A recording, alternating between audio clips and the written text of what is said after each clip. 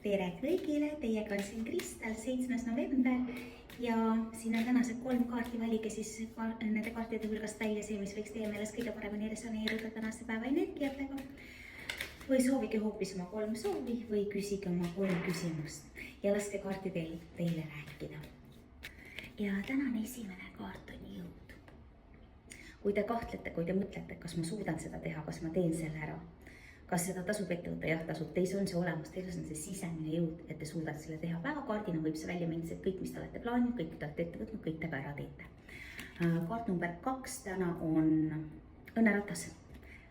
Väga võimalik on lotovõit või siin on kõik sellised kingitused või sellised olukorrad, kus te olete midagi soovinud või midagi juhtub veel paremini, kui te olete soovinud, et te mõtlesite, okei, et on nii ja kuskilt tuleb nagu kingitus teile. Ma olen alati tahtnud omale näiteks punaseid saapaid, lähete hoopis ostma kingi ja saate kingituseks punased saapad peale kauba või olete tahtnud maratoni joosta, aga ei ole kuidagi võimalust teil, keegi ütleb, kuule, ma ei saanud minna, lähed joosta äkki minu eest.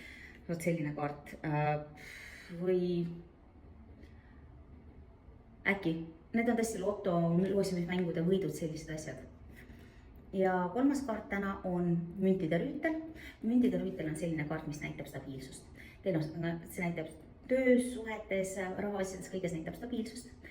Kerges kasvutrendis, siiski stabiilselt. Ja kõik see tuleb, kui see kasv tuleb läbi